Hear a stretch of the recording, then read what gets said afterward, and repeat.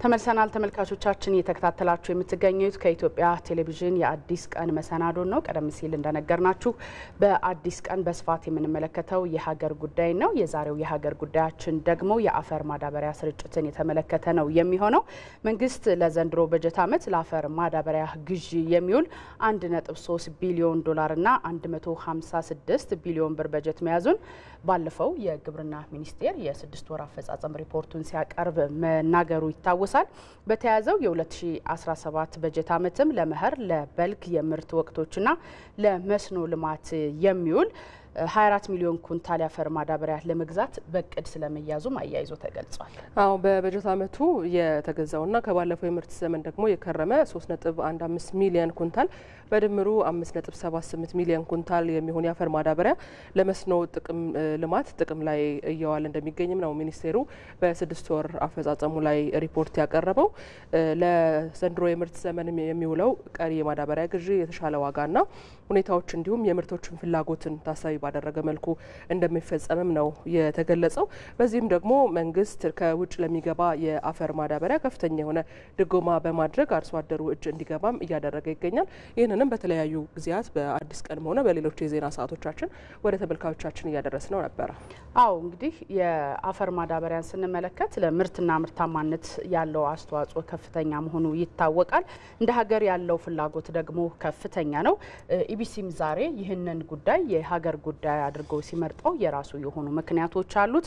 አንደኛው ለአርሶ አደሩ ከፍተኛ ጥቅም እየሰጠው ያለው ይህ የማዳበሪያ ፍላጎት በዘላቂነት ለማርካት እየተሰራ ያለውን ስራ ለመዳሰስ ነው። እንዲሁም ደግሞ የማዳበሪያ ፋብሪካ ለመገንባት የተያዘው እቅድ ምን ደረጃ ላይ እንደደረሰ ለማወቅ የተለያዩ ዘገባዎች ተዘጋጅተዋል። እንግዶችም ተጋብዘው በጉዳዩ ላይ ሰፋ ያለ ማብራሪያዎችን ይሰጣሉ። አዎ ያዘጋጀናቸው ጥንቅሮች አሉ፣ እንግዶችም አሉን። ወደ ጥንቅሮቻችን እንለፍ። የምግብ ዋስትናን ለማረጋገጥ በሚሰራው ስራ በግብርናው ዘርፍ ሰፊ ውጤት እየተገኘ እንደሆነ የግብርና ሚኒስቴር ገልጿል። አሁን ካለው የግብርና ምርት እድገት ጋር የሚጣጣም ግብአት ለማቅረብም እየተሰራ ስለመሆኑ ነው የተገለጸው። ባልደረባችን ዋለሌ ተአምር ዝግጅት አለው፣ እሱ እንከታተል። የግብርና ሚኒስቴር ያለፉትን 9 ወራት የግብርና ስራ ሪፖርት ባቀረበበት ወቅት የግብርናው ዘርፍ እድገት እያስመዘገበ መሆኑን አስታውቋል። ይኸውም በመኸር በበልግና በመስኖ ስራዎች የተገኘ ውጤት መሆኑ ይነሳል። ኢትዮጵያ 8.4% አጠቃላይ እድገት ይኖራታል ተብሎ ሲቀመጥ ግብርናው ዘርፍ ደግሞ 6.1% ለዚህ አስተዋጽኦ እንዲያደርግ ግብ ተጥሎ ነው ወደ ስራ የገባ ነው። ለነዚህም በመኸር በበልግ በመስኖ መሰራት የሚገባቸውን ግቦች ጥለን የገባንበት ሁኔታ አለ። ከዚህ አንጻር አሁን በ9 ወሩ ላይ ያየነው ለምሳሌ አሁን ያለፈው መኸር 20.5 ሚሊዮን ሄክታር በመኸር ተሸፍኗል። ይሄ ከባለፈው አመት መኸር ጋር ሲታይ የ3 ሚሊዮን ብልጫ አለው። በመሬት ስፋት ብቻ ሳይሆን በምርት የዋና ሰብሎችን ብቻ የሰብልን ብቻ ብንወስድ ባለፈው ተመሳሳይ ጊዜ ወደ 505 ሚሊዮን ኩንታል ነው ከሰብል ምርት ብቻ የሰበሰብ ነው። ዘንድሮ ይሄኛው ወደ 610 ሚሊዮን ኩንታል ነው። ይሄ እንግዲህ በ100 ሚሊዮን ኩንታል በመኸር ጊዜ ብቻ የሚመረተው ላይ ጭማሪ ያለው ማለት ነው። ዘርፉ እንደ ሀገር የምግብ ዋስትናን ለማረጋገጥ ሰፊ ውጤት የተገኘበት መሆኑም ተገልጿል። የምግብ ዋስትናን ከማረጋገጥ ወጪ ምርቶችን ከመጨመር ስራ እድልን ከመፍጠር እንደገና ደግሞ ተኪ ምርቶችን ስንዴን ጨምሮ የተገኙ ውጤቶች ለግብርና ዘርፉ በ9 ወሩ የተቀመጠውንም ግብ እና ለአመት ደግሞ እናሳካለን ብለን ያለውን ሀገራዊ እድገት ከማሳካት አንጻር ከተቀመጠው ግብና መነሻ በላይ የግብርና ሴክተሩ አሳክቷል ብለን መውሰድ እንችላለን። የግብርናው ዘርፍ ውጤታማነት ከሚለካባቸው ስራዎች አንዱ የግብዓት አቅርቦቱ በተለይም የማዳበሪያ አቅርቦት ላይ ሰፊ ርብርብ እየተደረገ ነው። ለማዳበሪያ ወደ 62 ቢሊዮን 84 ቢሊዮን ነው ለአመቱ የተያዘው። ከእያንዳንዱ ኩንታል ማዳበሪያ ውስጥ 3700 የኢትዮጵያ ብር እየተደጎመ ነው ማለት ነው። በዚህ ምርት ዘመን ከ24 ሚሊዮን ኩንታል በላይ የአፈር ማዳበሪያ ለማቅረብ ታቅዶ እየተሰራ ነው። ወደ ቀጣዩ መረጃችን ነው የምናልፈው ተመልካቾቻችን። የአፈር ማዳበሪያ አቅርቦት በወቅቱ እየቀረበላቸው መሆኑን በሸገር ከተማ የሱሉልታ ክፍለ ከተማ አርሶ አደሮች ተናግረዋል። አርሶ አደሮቹ ይሁንና ግን የዋጋ ጭማሪ አሳይቷልም ሲሉ ተናግረዋል። ይድነቃቸው ሰሞኑን ያዘጋጀው በቀለ ተመስገን ያቀርበዋል። በሸገር ከተማ በሱሉልታ ክፍለ ከተማ ለመኸር እርሻ የአፈር ማዳበሪያ ስርጭት እየተከናወነ ነው። የአፈር ማዳበሪያ በወቅቱ መቅረቡ የእርሻ ስራቸውን ለማከናወን ምቹ ሁኔታን ይፈጥራል ሲሉ አርሶ አደሮቹ ይናገራሉ። ባለፈና በዘንድሮና ከሁለት ዓመት በፊት እና የዛሬ ዓመት ምናስተያየው በጣም ለየት ያለ ዝግጅት ነው። ከአቅርቦትምና ከማዳበሪያ ከግብርናና ከዩኔን ጋር መንግስት አሳስሮት በአቅርቦቱ ችግር የለብንም። ምንድነው ከአመቱና ከዘንድሮ የተለያየ ነው። የዛሬ 2 ዓመት ከ15 ሺህ አንድ ኩንታል የተሸጠ ነበረ በነጋዴ። ይሄንን ማቋረጡ ከነጋዴና ከግብርናና ከዩኔኑ ጋር ይሄን መበጠሱ መንግስቱም እኔ በጣም ደስ ብሎኛል። ከባለፈው ዓመት ጋር ሲነጻጸር ስርጭቱ የተሻለ ነው። ቀደም ሲል ማዳበሪያ ማግኘት አስቸጋሪ ነበር። አሁን ለመግዛት ተራዬን እየጠበቅኩ ነው። የማዳበሪያ ግዢው በዲጂታል አሰራር እንዲታገዝ በመደረጉ ይስተዋሉ የነበሩ ችግሮችን ለመፍታት እገዛ ማድረጉም ተገልጿል። ገንዘብና ሰው በባንክ ቤት ስለሆነ አይገናኝም። ማንም ገንዘብ መጨመርም መቀነስም አይችልም። ምክንያቱም አንድ አርሶ አደር ሲገዛ ስንት ብር እንደገዛ ኦንላይን ስለሆነ ይታወቃል ማለት ነው። ይሁንና የማዳበሪያ ዋጋ ጭማሪ ማሳየቱን አርሶ አደሮቹ ይናገራሉ። በድሮ እስከ 3600 3700 ነው። ዘንድሮ እጥፍ ሆነ። የአፈር ማዳበሪያ ስርጭት ፍትሃዊ በሆነ መንገድ ተደራሽ ለማድረግ እየተሰራ መሆኑን የሱሉልታ ክፍለ ከተማ ዋና አስተዳዳሪ ኩማ ሁንዴ ገልጸዋል። በዘንድሮ ዓመት የአቅርቦቱ ጉዳይ ከሌላው አምና የአቅርቦት ችግር ነበር በጊዜ ለማምጣት በዘንድሮ ዓመት እንግዲህ በጋጋና እርሻ እየተጀመረ ነው። በጊዜ በሁለተኛው መንፈቅ ነው የገባው።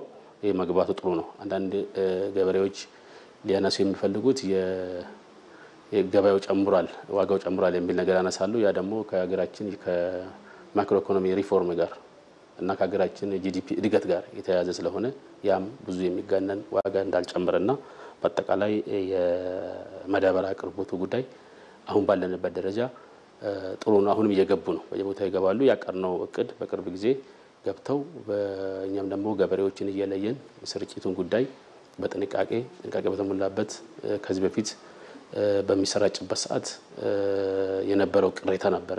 በአምና ስርጭት ላይ ገምገመናል። ያን የገመገምነው በዘንድሮ ዓመት እንዳይመለስ ትክክለኛውን ገበሬውን ለይተን ደላላው ሌላው በዚህ መሀል ላይ ሌላ ጥቅም ፈላጊ እንዳይገባ አድርገን እንሰራለን፣ እየሰራን ነው። በቀጣይም አቅርቦቱን ለማፋጠን በትኩረት እንደሚሰራም ተመላክቷል። ቀጥለናል ተመልካቾቻችን። እዚህ ጉዳይ ላይ ነው ቆይታ የምናደርገው። ቀደም ሲል እንደገለጽ ነው እንግዶችም እንዳሉን ስናስተዋውቅ ነበር። እንግዶቻችን የግብርና ሚኒስትር ዴኤታ ዶክተር ሶፊያ ካሳ ከአዲስ አበባ በቀጥታ ይገኛሉ።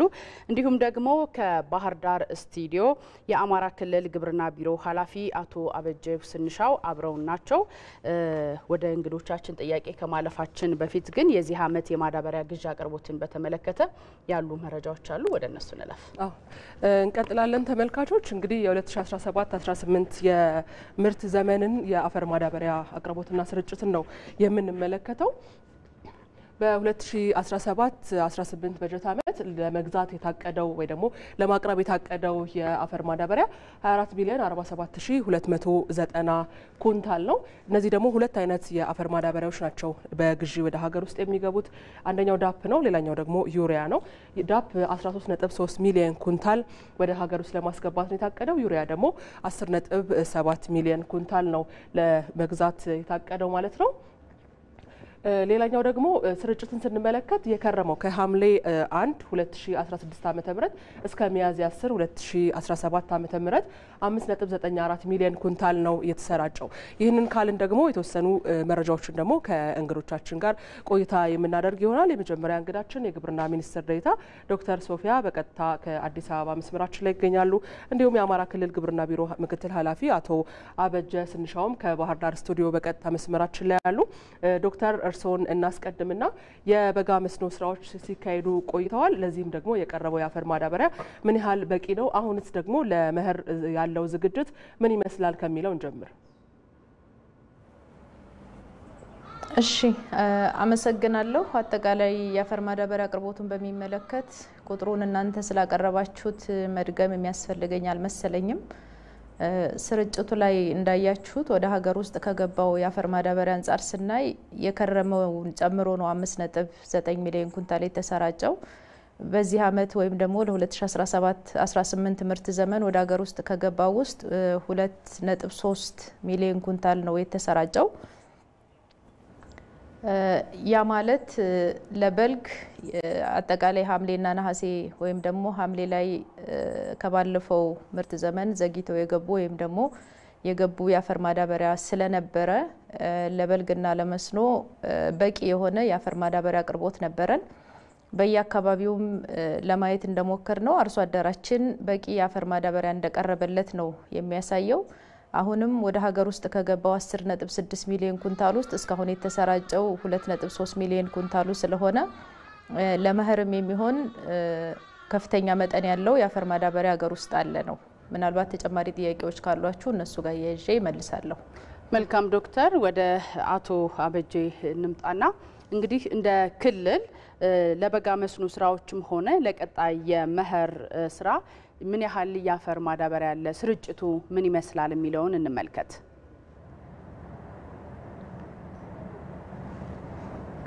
እሺ አመሰግናለሁኝ። አጠቃላይ አሁን የምንገኝበት ወቅት ዋናውን የመኸር የግብርና ስራ እንቅስቃሴ የምንጀምርበት ጊዜ ነው የሚሆነው። በተለይም ደግሞ ከመኸር የግብርና ስራዎች ውስጥ የሰብል ልማት ስራችን ሁነኛ የክልላችን የመወዳደሪያ አቅም ስለሆነ ለዚህ የሚያስፈልጉ ግብዓቶችን ቀድሞ ማቅረብ አንዱና ዋነኛው ነገር ነው የሚሆነው ማለት ነው። በዚህ አመት እንግዲህ ለክልላችን የሚያስፈልገው የአፈር ማዳበሪያ መጠንን በተመለከተ ቀደም ብለን በቅድ ለይተን ነው የገባ ነው። የሚያስፈልገን የአፈር ማዳበሪያ በዚህ አመት 8.8 ሚሊዮን ኩንታል የሚሆነው ማለት ነው። ይሄ የአፈር ማዳበሪያ ለምርት ዘመኑ ለመኸር ስራ ለበልግና ለመስኖ የሚያገለግል ነው የሚሆነው ማለት ነው።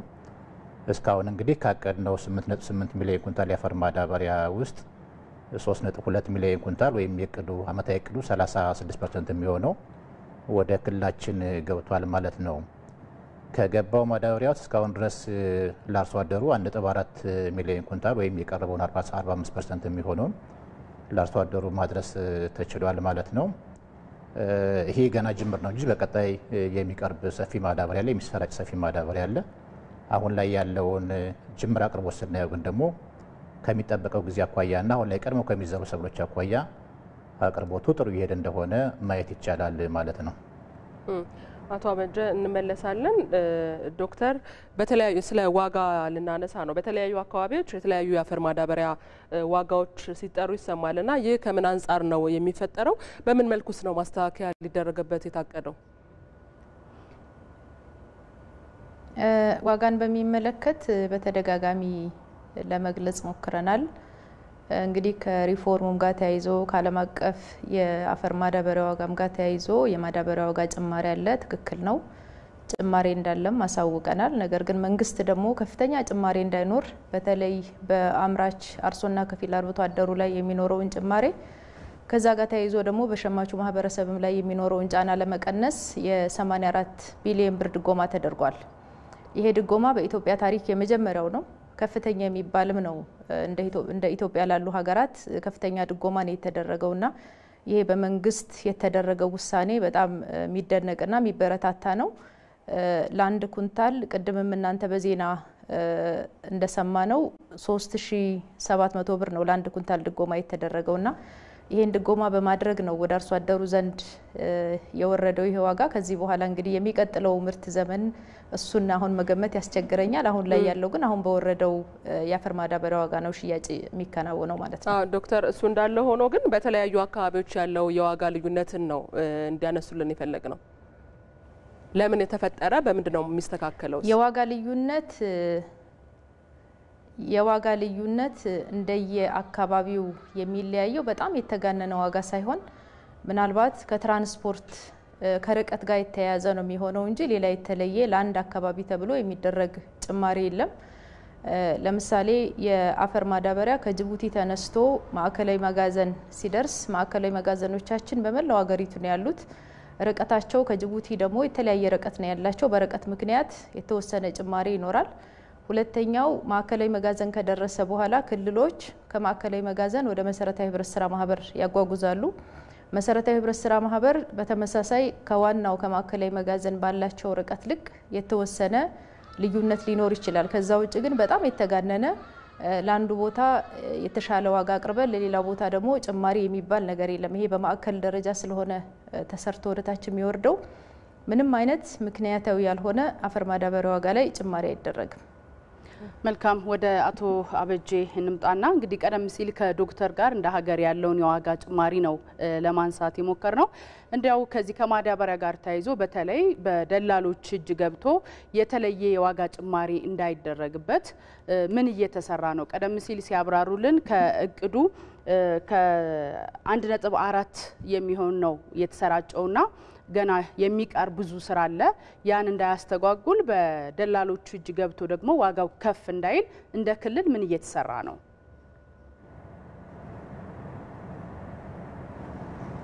እናመሰግናለሁ። የመጀመሪያው ነገር የአፈር ማዳበሪያ ዋጋን በተመለከተ በዚህ ዓመት ከአምና ጋር ሲነጻጸር መጠነኛ የሆነ የአፈር ማዳበሪያ ዋጋ ጭማሪ ያለው። ይሄ እንግዲህ በጭማሪ ሌብል ጭማሪው እየከፋ ነው የሚለውን ነገር ጥያቄ በየአካባቢው ይነሳል። የጨመረበት ምክንያት ሁላችንም እንደምንገነዘበው እንግዲህ ማዳበሪያ ሀገር ውስጥ የማይመረት ነገር ግን በውድድር ከውጭ ተገዝቶ የሚገባ ኮሞዲቲ እስከሆነ ጊዜ ድረስ ዓለም የሰጠንን ዋጋ ነው እንጂ የምንቀበለው አሁን በእኛ አግባብ ታይቶ የሚቀነስ አይደለም።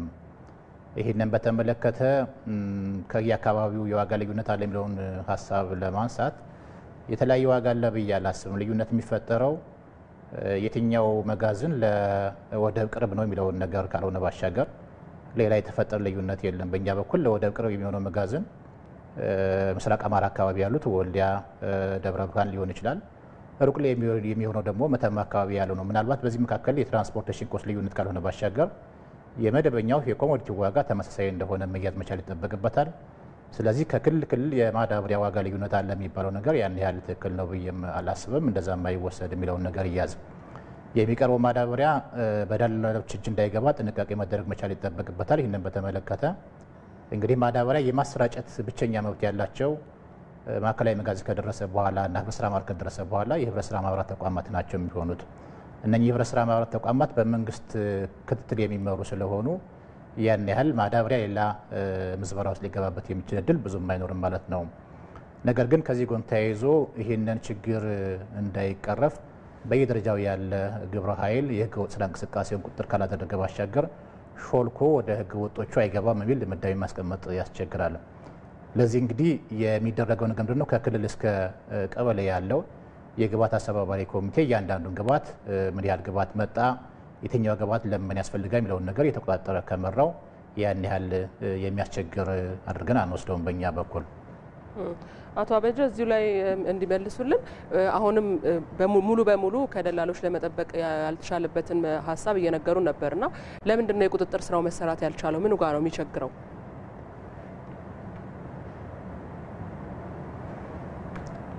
ያን ያህል ከአቅም በላይ የሆነ ችግር አለ እያልሁ አይደለም።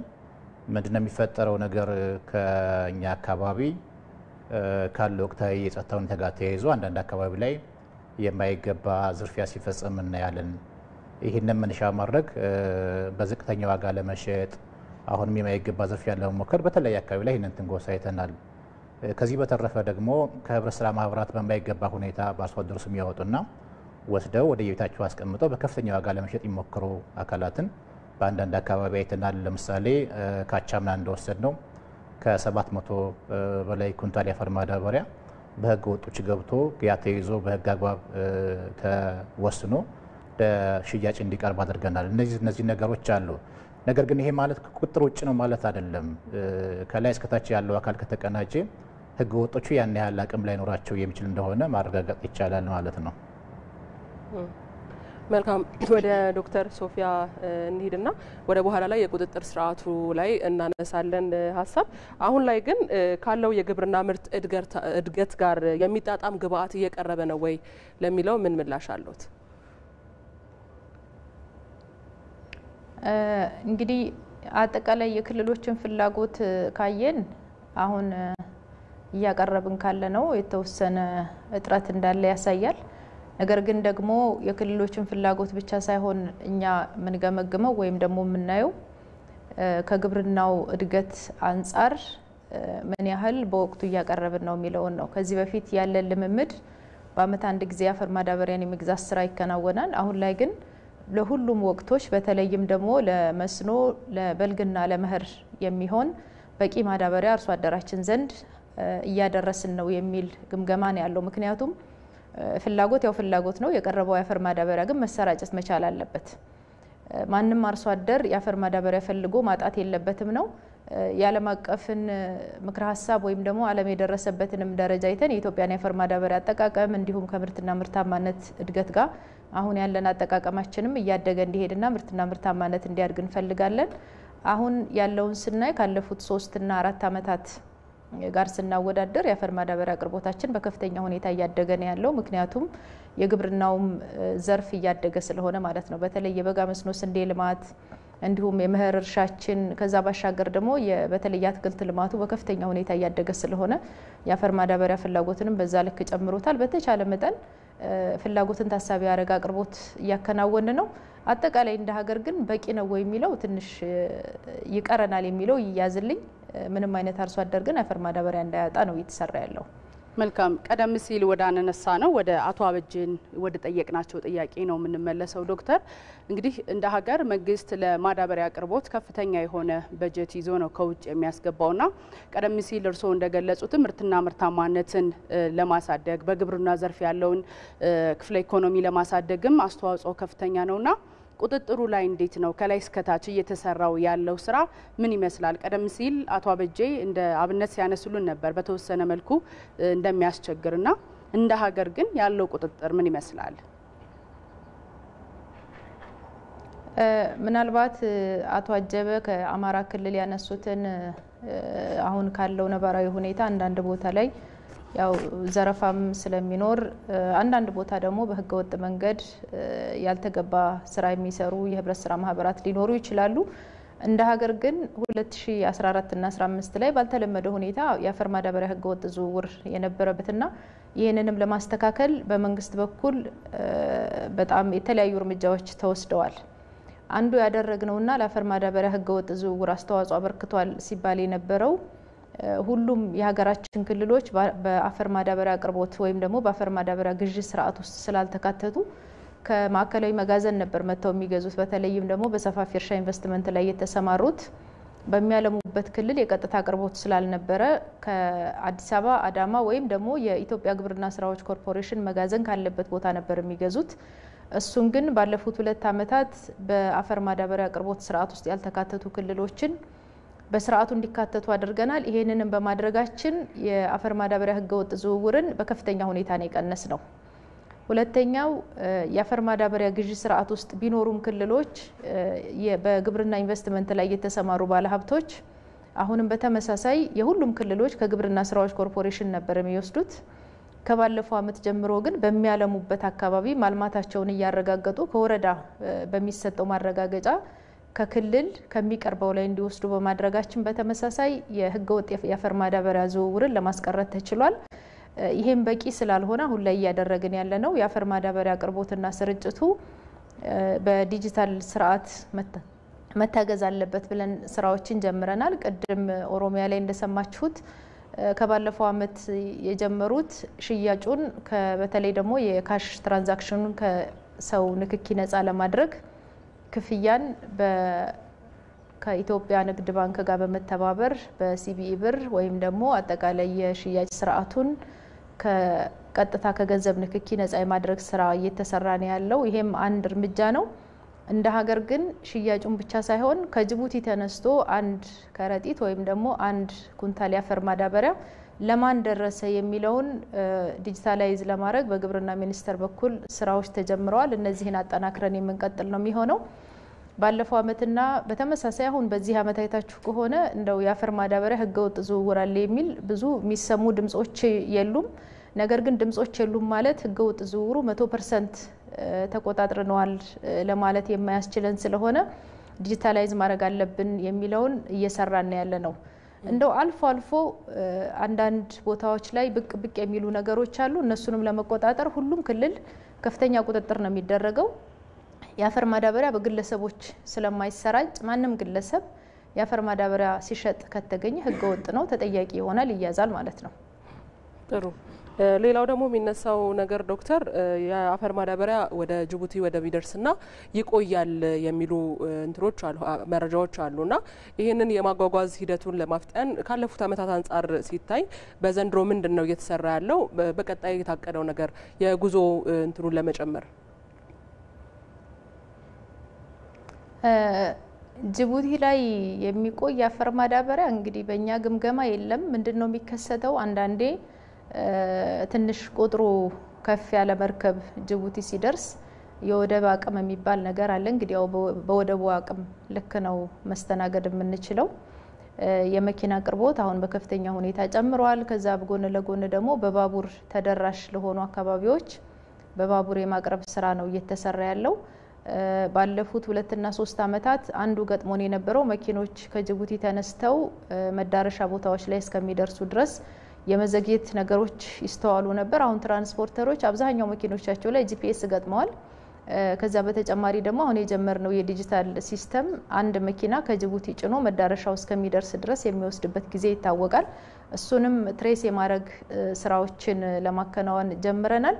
ጅቡቲ ላይ አሁን ለምሳሌ ዛሬ ላይ ብትጠይቅኝ 5000 ሜትሪክ ቶን የአፈር ማዳበሪያ ነው ያለው። ምክንያቱም በየቀኑ ከ100 እስከ 150 ሺህ ኩንታል ነው ወደ ሀገር ውስጥ የሚጓጓዘው። የወደብ አቅም እስካልገደበን ድረስ አሁን ላይ የትራንስፖርት ወይም የተሽከርካሪ አቅርቦት ችግር የለም። መልካም፣ ወደ አቶ አጀበ እንመለስና እንግዲህ ቀደም ሲል በክልሉ ያለውን የአፈር ማዳበሪያ ስርጭት ስንከታተል ነበር፣ መረጃውን ሲነግሩን ነበር። አሁን ላይ ያለው የመኸር ዝግጅት ምን ይመስላል የሚለውን እስኪ እናንሳ።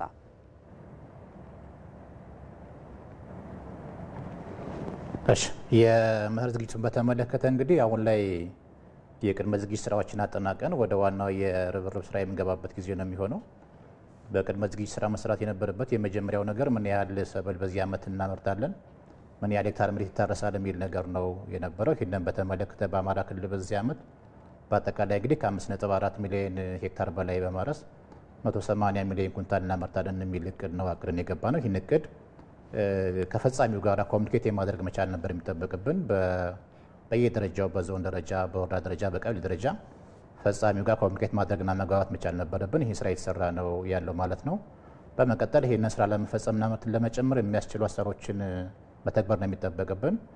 አንዱ ይህንን ስራ ለመስራት እንዲያመች የአደረጃጀት ስራዎችን የማጠናከር መደበኛ አደረጃጀቱንም ደጋፊ አደረጃጀቶችን የማጠናከር ስራ ነው የሚጠበቅብን የነበረው። የክላስተር አደረጃጀት፣ የኤክስቴንሽን አደረጃጀቶችን የማጠናከር ስራ እየሰራ ነው ያለ ነው። ከዚህ ቀጥሎ ቅድም እንዳነሳ ነው የሚደረገው የቅድመ ዝግጅት ስራችን የሚሆነው የግብዓት የማቅረብ ስራ ነው የነበረው። ግብዓቱ ቅድም እንዳነሳ ነው እየቀረበ ነው ያለው። አሁን ላይ ወደ ዋናው የተግባር ምዕራፍ ነው እየገባ ነው ያለ ነው እና ለማለም ብለን ካሰብነው 5.4 ሚሊዮን ሄክታር መሬት ውስጥ አሁን ድረስ እንግዲህ የበጋ እርሻችንና የግቢ እርሻችን ተመርኩዞ ከ2 ሚሊዮን ሄክታር በላይ መሬት በእርሻ ተሸፍኗል ማለት ነው። ቀጣይ ወደ ዋናው የዘር ስራ ነው የምንገባው ማለት ነው። ይህንን ለማድረግ እንግዲህ ከዚህም በላይ ግብዓት ማቅረብ መቻል ይጠበቅብናል። አንዱ የማዳበሪያ አቅርቦቱ እንዳለ ሆኖ ከዚህ ጎን ለጎን ደግሞ የሚቀርቡ ሌሎች ግብዓቶች አሉ። ምርጥ ዘር የማቅረብ ስራ እንሰራለን። አፈር ማከሚያ ላይ የማቅረብ ስራ እንሰራለን። አሰራሩን ለማፋጥና ለማቀላጠፍ የሚቀርቡ የግብርና ቴክኖሎጂዎች አሉ። እነሱን ለማቅረብ ጥረት እናደርጋለን። እንደኛ እንግዲህ ስናያቸው ብዙ ነገር በተቀመጠለት የጊዜ ገደብ እየሄደ ነው ያለው። ነገር ግን ደግሞ ከዚህ በላይ መፍጠንና መስራት ይጠበቅብናል ማለት ነው። ለምሳሌ የአፈር ማዳበሪያን በተመለከተ እስካሁን ድረስ በክልላችን የቀረበው በቂ አይደለም። ከዓመታዊ እቅዳችን ጋር በተያያዘ ወስደን ስናሰላ እንግዲህ ከ5.6 ሚሊዮን ኩንታል በላይ የአፈር ማዳበሪያ በዚህ 90 ቀን መቅረብ መቻል ይጠበቅበታል ማለት ነው። ይሄ ማለት በየወሩ ከ1.8 ሚሊዮን ኩንታል በላይ መቅረብ መቻል ይጠበቅበታል። ይህንን ከፌዴራል እስከታች ያሉ አካል በመቀናጀት የበለጠ መስራት ከቻልነ የዚህ ዓመት እቅዳችንን ለማሳካት የሚገድ ነገር አለ ብለን አናስብም። መልካም ዶክተር፣ የመጨረሻ ጥያቄ እናድርገውና ወደ ሀገራችን የሚገቡ ማዳበሪያዎች ምን ያህል አርሶ አደሩ የሚፈልጋቸው ወይም ደግሞ ከእኛ ጋር የአየር ሁኔታ ጋርም ሆነ ከመሬታችን ጋር ምን ያህል የሚስማማ ነው የሚለውን እናንሳና እንጨርስ። ወደ ሀገር ውስጥ የሚገቡት የአፈር ማዳበሪያ አይነቶች በምርምር የተረጋገጡና በምርምር ምክረ ሀሳብ የተሰጠባቸው ናቸው። መልካም እናመሰግናለን።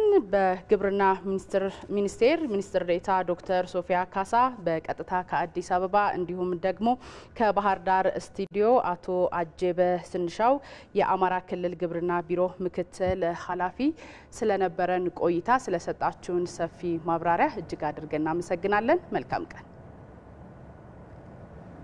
እኛም እናመሰግናለን። መልካም ቀን። እሺ እንቀጥላለን ተመልካቾች። ይህንን ጉዳይ በዜና ኢትዮጵያና በኢቲቪ 57ም ሰፋ አድርገን ከተለያዩ ጥንቅሮችና ከእንግዶች ጋር ማብራሪያዎችን ወደ እናንተ የምናደርስ ይሆናል። አሁንም አዲስ ቀን ይቀጥላል። አብራችሁን ቆዩ።